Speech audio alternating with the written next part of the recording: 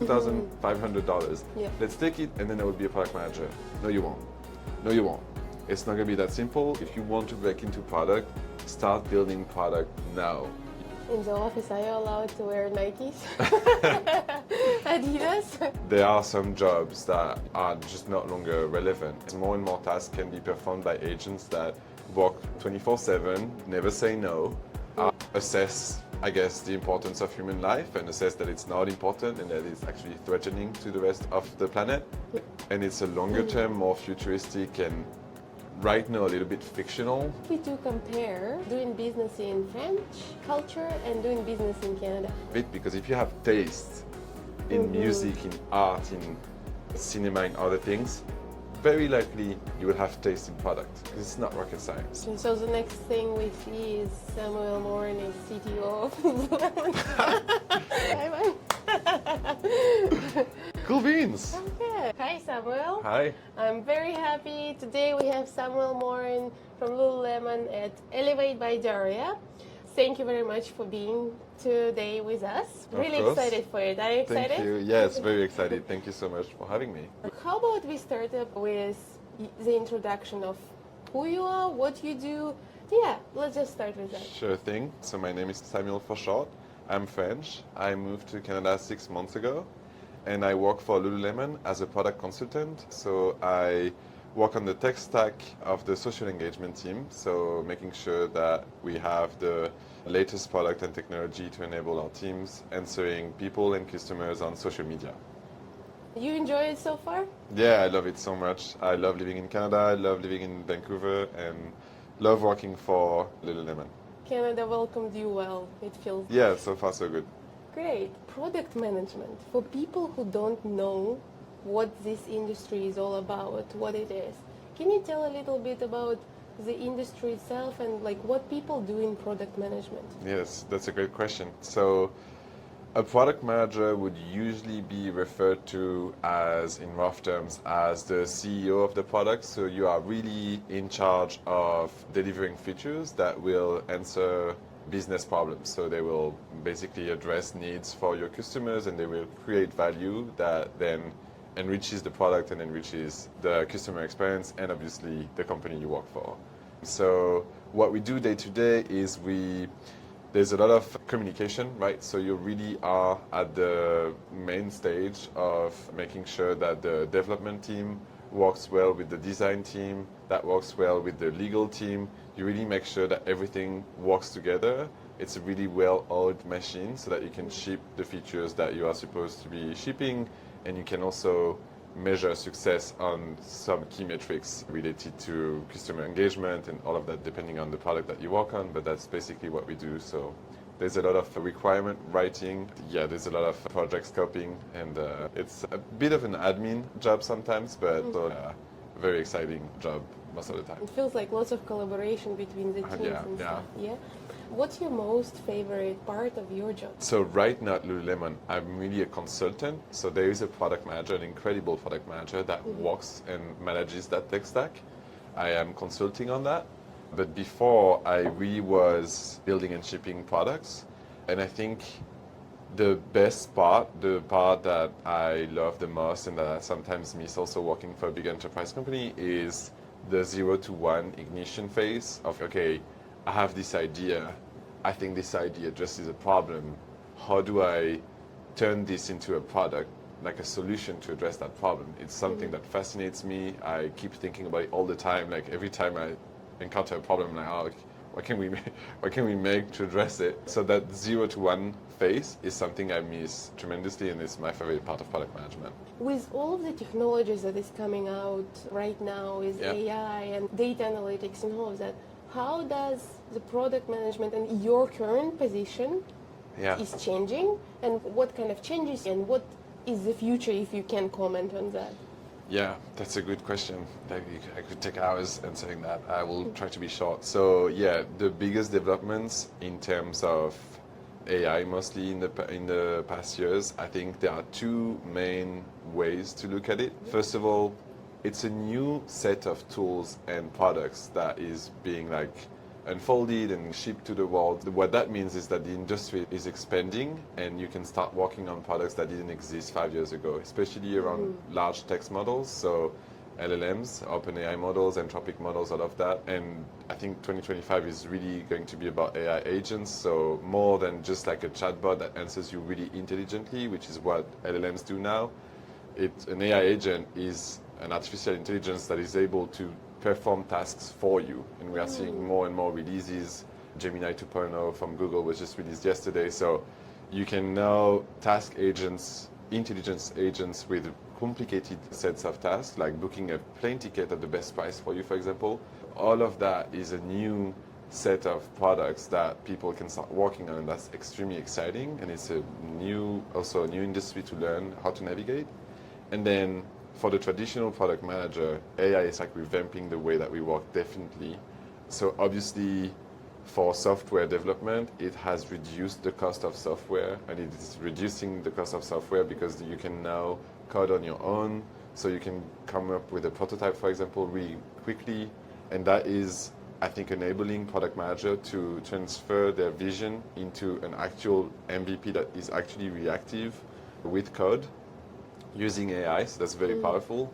But even if you're like, for example, at a big corporation, like you're not going to come up with MVPs a lot, but you still will leverage AI tremendously because there's a lot of admin tasks that LLMs are very good at. Writing PRDs, for example, which is like the key kind of requirement document that you write for a product. So it's basically a PRD is a document that you share with your developers and they have to follow to build the product that you want. So it's really how you transfer business needs and product needs and a vision into actually a set of requirements that devs need to ship on.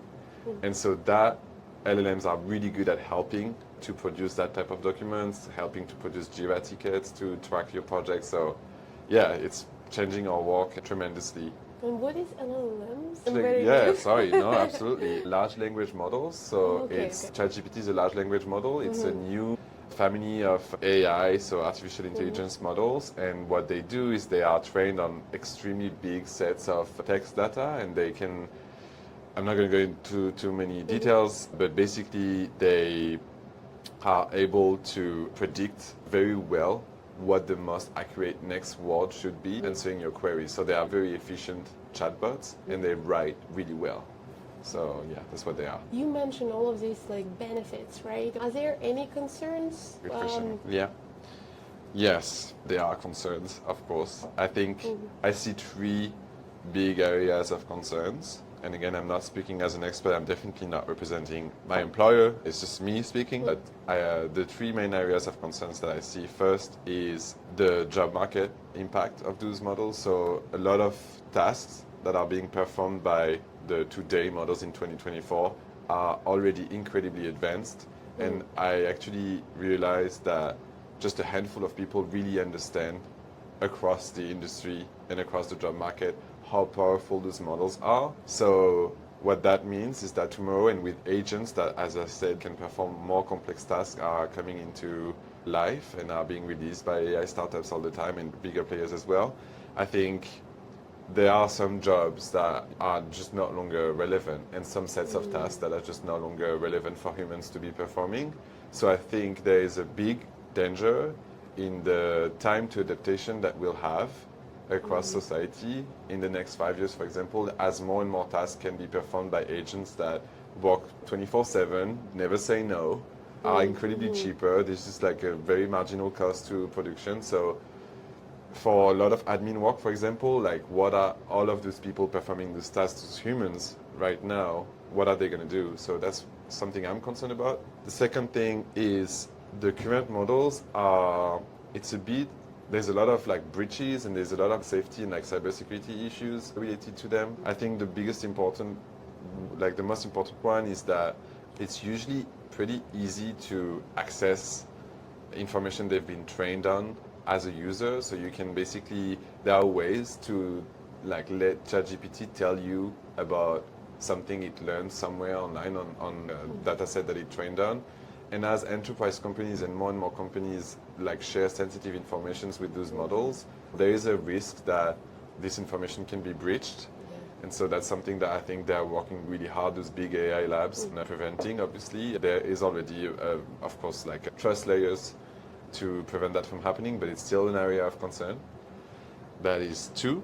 I said 3. I think the third threat is more like an existential threat, and it's a longer term, more futuristic, and right now a little bit fictional, is that we create a form of intelligence, artificial intelligence, that is so powerful that it comes to assess, I guess, the importance of human life and assess that it's not important and that it's actually threatening to the rest of the planet. And therefore, that's an existential risk for us as a species, that it will annihilate us, basically. That risk, I am not an expert on that. From what I can see, the models that we are training right now, they are still doing the same things that computers have always been doing. They are really good at associating zeros with ones, but at the end of the day, it's zeros and ones. So I don't see personally a risk of those AIs coming out of control, but some other experts do see a risk, and I think obviously mitigating that risk is something. Even Sam Altman, like the CEO of OpenAI, has been talking about that. Elon Musk has been talking about that. So like big players are talking about that threat down the line in the longer term, and it's something we need to mitigate. And I am not sure I have the answers on like how to mitigate those, but yeah, it's the final risk I would identify. Yeah, and I've heard somewhere that they're trying to create now like the governing bodies who will be able to control some AI development and how we can set the boundaries, and if it's possible, so that it's not going and going and going somewhere we don't even know where, that people won't be able to control it. Now, we talked a little bit technical about the future, about what is happening in the industry. Would love to learn from you. You just recently came. 1 year. 6 months. 6 half months, a year. yes, Yeah. June 4th is we celebrated as a family our anniversary, our 6 months anniversary in Canada. Yeah. So it's cool. You came from France and you're now in Canada. That's my dream country also to go to, Italy and France. Oh yes. Yes. Never been. Would love to learn from you. If we do compare doing business in French culture and doing business in Canada, what's your first things that come to mind when doing business? Yeah, first of all, the first caveat I want to say before I answer your question is that we work in tech, and tech is a global culture that is primarily set by companies and that export their model and their ways of thinking. For example, I worked for Amazon in Paris, so I was working in a work culture that is probably more influenced by Amazon headquarters in Seattle than by France as a country. So I think that, there is this like globalist aspect to the tech culture that you can see in France, and you can see the same things, the same tools, the same ways of speaking in Canada, which is really interesting. It's a way of connecting people as well. That being said, there are some key differences that are really true to, I would say, European countries, and it's in particular France, in the way that we do business and that we operate. I think the biggest difference that I've seen is that France is very good at creating individual output. So it's really good at, like, individuals are usually highly performing in good companies in France, which means that they have a lot of ownership, they take a lot on their own, and they come up with individual outputs that are quite impressive. And so I've worked with people that I was impressed by the delivery of their work. I will add that France has a pretty vibrant tech scene, especially in the AI space. It's really, there's a lot of incentives from the government, from the country of France to push this. And one of the biggest AI players, I think actually the biggest non-American player in the AI space, is a company called Mistral. And it's a company from Marseille, from France. Oh, no, I know Marseille. I have a friend from there. Yeah. And now obviously they are global, but it's really an incredible country for tech. Now, I think Canada, obviously heavily influenced by the US, and Canada is really good. And what I've seen here at Lulu, but I've seen it across the board actually for every North American team I've worked with, is they are very good at creating team output.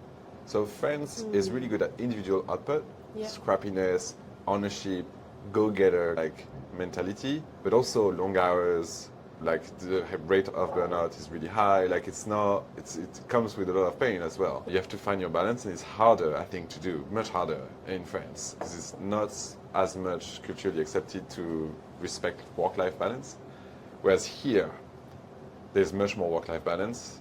There's less expectation from the individual to produce output, but the teams together are producing incredible output.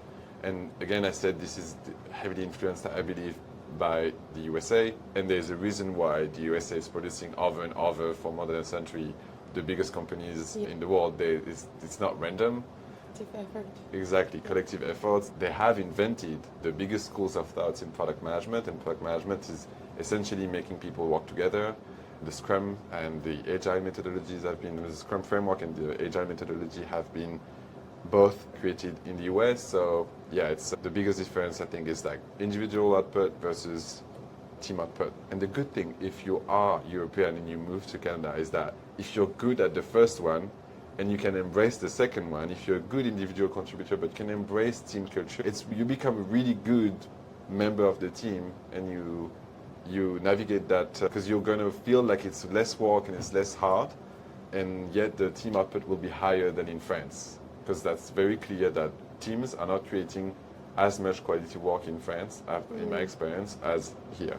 Interesting. So the next thing we see is Samuel Morin is CTO of Lululemon. Chief Technology Thanks. No, we are very far from that. No. I'm an individual contributor. I'm a consultant. It's an incredibly bigger company than the one I was working for previously. It's 33,000 people. No, I don't think I have what it takes for now. Maybe in one day in a very long time, knows, but right? yeah. Maybe like in 25 years. That's a long time. 2.5 decades. It's a long, yeah. We've met with you at the great networking platform, Yeah. Daria events, Yeah. which is bringing everyone together and bringing community together. I wanted to ask you, in terms of networking, in terms of business opportunities, back home and here in Canada, the difference and what is missing, or maybe something is better than in France, like kind of comparison in terms of business opportunities, networking, and connecting with business-minded people.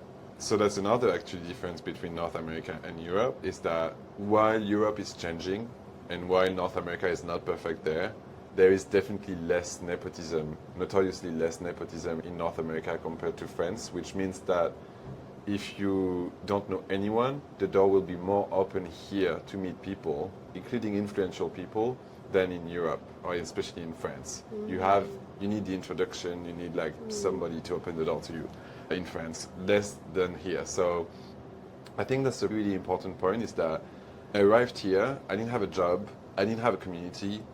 Nobody knew the company I worked for before, because it's mostly known in France. And obviously it was still very early on, but I was able to build what is starting to look like a community and like networks and connections and feel useful for people. I would say that people are much more open to meet here. That's a really good thing. I think Vancouver in particular has a pretty vibrant tech scene. I think what it would need more of that's a good question. What does it need more of? Like maybe more resources for founders to break down the entry barrier of like founding startups and building products. I still feel like there's a lot of focus on founders that have raised already. There's a lot of focus on like job seekers that want to work in tech, but the early stage founders that are really in the 0 to 1 space is something that maybe we could create more resources and more communities for them. But in AI, for example, it's really crazy the amount of things that are the AI Summit and all of those initiatives. It's amazing. Thank you for sharing that. Like comparison, I think, is great. Comparing and seeing what is different. Yeah. It's not necessary that one thing is better than the other, or one thing is different. Yeah. And I think the key to success for you to building community is LinkedIn premium profile. Yeah. Yeah, that's It doesn't hurt. It definitely doesn't hurt. I do have LinkedIn Premium. Yes. I would say, I will say for me what's been working best, and actually I want to go deeper there, is one-on-one interactions. Especially if you're a foreigner, you just moved here, it's going to be hard to not be intimidated in group settings.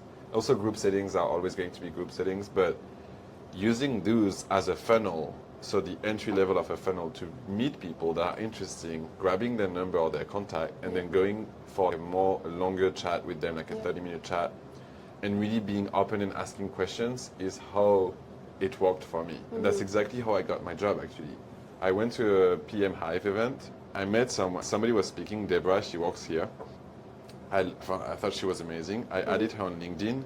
She was off LinkedIn the entire summer, so she totally ghosted me. Yeah.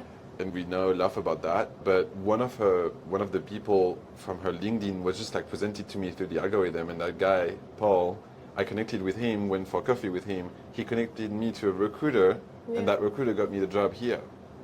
So that's exactly how it worked for me. So it's a system that works. It's not rocket science also, it's pretty common sense. But yeah, go to events, meet people, try to build interpersonal relationships, and this is what you can really leverage, I think. Yeah. Thank you for sharing. In today's world, if someone who is watching us today would like to break into the industry, the product management, any tips, any strategy or game plan for people? That's a very good question. Yes. So product management is a bit of a weird job in tech because a lot of product managers will tell you, and a lot of critics of product, because product managers have a lot of critics. There are a lot of people that consider that it's not useful, it shouldn't exist even.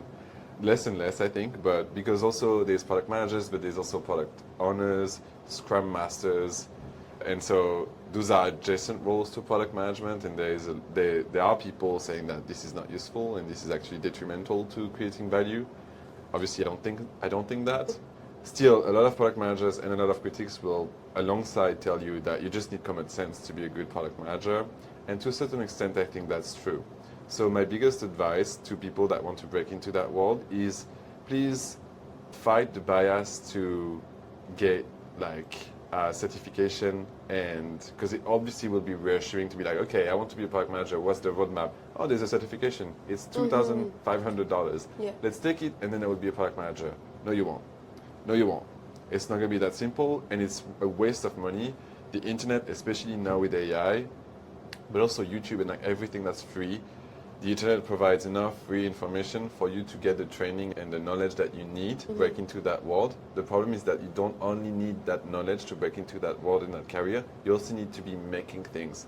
And AI is also helping there. It's breaking down, like building software has become a community. So if you want to break into product, start building product now. You can go to Replit, go to V0 from Versal, like use a Claude free account or a ChatGPT free account, download a code editor like VS Code or whatever, and start making products. And it's that simple. You will understand so much more if you do this.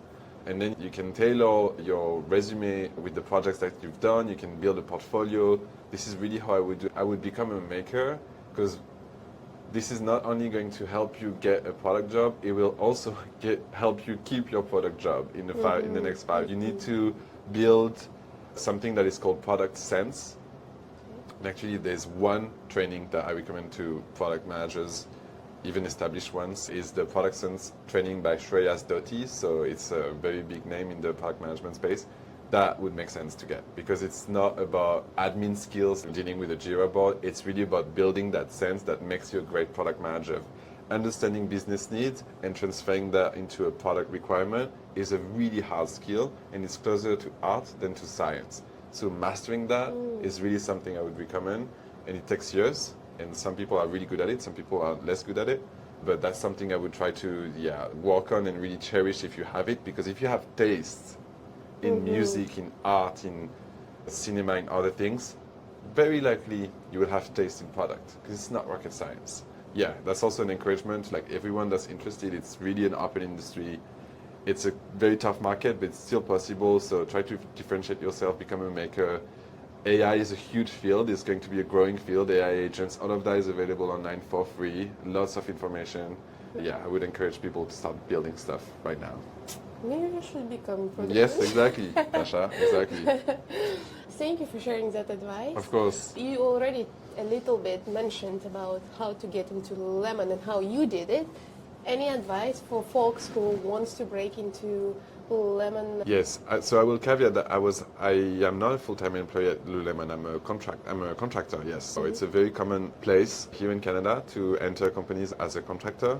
So I only know how to get, and it's a pretty specific process. You basically need to convince, usually at least like a recruitment company or a recruitment firm, to place you in the process, and so they will you become their champion, and then they place you to the process. You do the hiring process, you do the interviews, and then you get the job, and they pay you. For example, they're the ones that pay you. They get paid by Lululemon, and then they pay you. Yeah. So, bit of a weird of a process. I wasn't used to that, but it doesn't really change the fact that it's a very tough market. Yeah. And the first thing you need to get, if you want to get through the door, is you want an outstanding resume. Yeah. So I would really encourage people to spend as much time as possible on their resume. Avoid AI, actually, it's counterintuitive coming from me, but avoid AI as much as possible. Really try to build something that is like numbered. There's lots of numbers to measure your accomplishments, accomplishment-driven, diverse experiences, like really something that's comprehensive. I'm happy to help if people want to reach out and do reviews. I'm really happy to do that. But that's something that I have done, and I have gone to peers to help me build a good resume. And then networking. It's the only, because the online applications didn't work for me, at least. It's really hard. There are a lot of jobs that are listed, but actually it's internal hires. So you apply, but you never get a response. There are hundreds of applications now. So it's a crowded market. So the only real leverage that you have is interpersonal relationships. And that's what you build with networking, in my opinion. Yeah. Yeah. Main question. In the office, are you allowed to wear Nikes, Adidas, or you need to wear Lululemon? I will not deny nor comment. No, yeah, it's a pretty chill policy in terms of, but it's great gear, so why would you not wear it? It's right, I love Lululemon. Best of the market, so yeah. Would love to ask you a couple last questions. The first one is your aspirations and your goals. You are now in Canada, you have an amazing job, you love it. What's next for you within 5-10 years? What to expect from you and what you're trying to achieve here? Good question. I guess, couple things. First, when you move somewhere, it's very important to stabilize your admin situation because it's something that can start taking a toll on you. So getting permanent residence and then down the line, obviously getting citizenship, definitely one of my goals. Second, I think, so I really love what I do. I love my 9 to 5, but the fulfillment that you get by building your own things is incredible. And so I want to keep building things, products that people use. Actually, related to what I just said, I am building a product around immigration. So an AI assistant that navigates the system for you. So that's something I want to keep doing. And then third, as I do this, and I'm kind of trying to build this in public, I realize that I would love to create a platform to provide advice to 0 to 1 founders, so really people that are in this ignition phase. There are a lot of sexy and unsexy advice that I wish I had known a few years back or a couple months back. And so creating something, maybe a podcast, maybe something like people come and share their story and their big advice, including the non-sexy ones, is something that I think is in the back of my head, and I would like to go deeper there. So follow Samuel Morin on LinkedIn, and follow me on LinkedIn. Exciting times, and we will look out for what's next for you, Sam. Final question. In this podcast, Elevate by Daria, the final question we ask usually is to help people who are still searching for passion, for their dream job, Tell me about that. for anything that they would love to do. Any advice you have based on your so far experience and your career to those people who are still in search? That's such a good question. Okay. I think about this a lot because I wish I could just go to the 15-year-old me that did not have a passion and tell him this. I almost my entire life never had a passion. I was good at some stuff, but it was not like a passion. My nephew is an almost Olympic level skateboarder. That's a passion. I didn't have that. My partner was an incredible race runner, for example, track runner. I didn't have that. But I want to say to people that don't have that two things actually.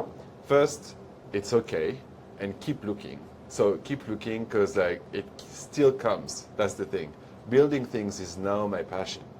So like on the professional level, it's a passion. I love it. I wake up at 5:30 and I start building for 2.5 hours and then I go to work. So I love it enough to take me out of bed every single day of the week, not the weekend. But so you find it, you will find it. And on the personal level, my passion is being a dad. It's incredible. I love it so much. So two passions for me. And so yes, keep looking, you will find it. And second thing, and maybe that's the one thing that I miss a little bit from France that I don't think we have enough here in Canada is keep playing. Just it's okay to be a child and kids obviously remind you of that. It's okay to be a child sometime. It's okay to be goofy. It's okay to fail, to start again, to not take it too seriously. It's okay to suck at something. It's okay not to be good because you're trying.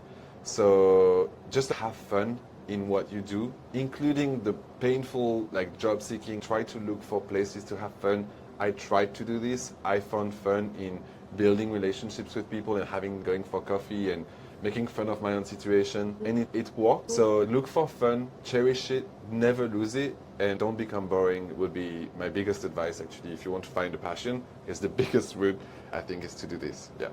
I'm inspired. Thank you. Thank you so much, Sam. Of course. And I know we've chatted a little bit about helping the community, and we wanted to give away a few. Yeah.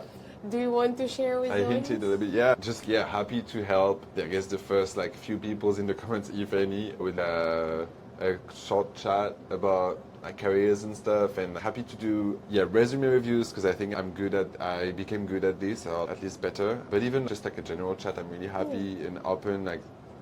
People helped me before, so I obviously want to keep doing that and keep giving back.